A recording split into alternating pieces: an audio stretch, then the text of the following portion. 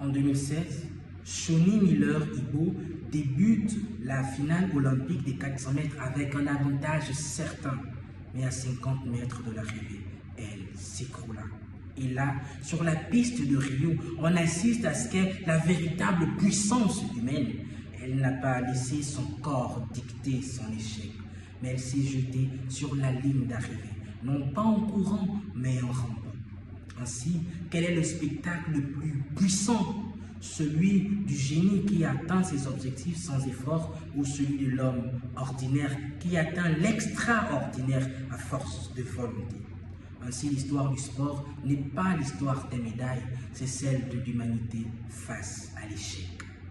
L'athlète doit-il être considéré comme un modèle dans nos sociétés? Sachant qu'un modèle est une personne qui influence par l'exemplarité, 3 arguments parmi un large compendium nous permettent de l'y ériger.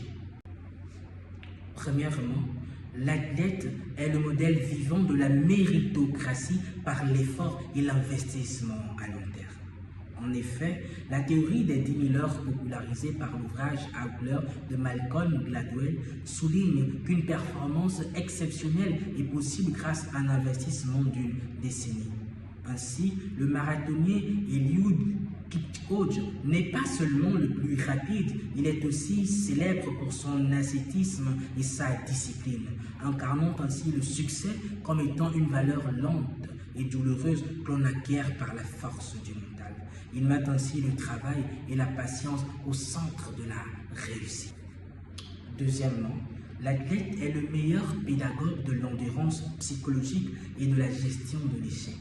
En effet, les préoccupations croissantes sur la santé mentale sociale démontrent que la capacité à gérer la pression et les revers est en chute libre. Or, Serena et Venus Williams, au-delà de leur titre, ont fait face à l'hostilité, au racisme et au doute dans une discipline dominée par l'élite.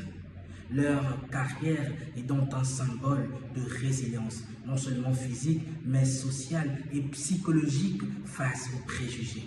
Ce modèle nous rappelle que l'échec est une information et non une destination.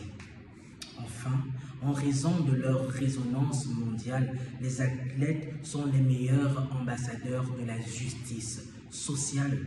En effet, le sport est la guerre qui laisse des médailles et non des ruines.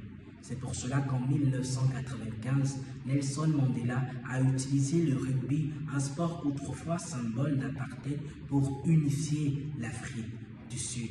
Par ailleurs, les levées de fonds pratiquées par des athlètes, à l'instar de Didier Drogba, pour la construction des hôpitaux et l'éducation en Côte d'Ivoire ont bien plus d'impact que celles faites par des ONG à elles seules.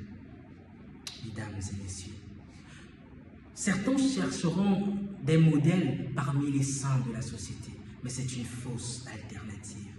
Les athlètes ne sont certes pas parfaits, mais la question n'est pas leur sainteté, mais leur émulation positive. Choisir l'athlète comme un modèle, ce n'est pas choisir l'homme, c'est choisir le message du dépassement de soi.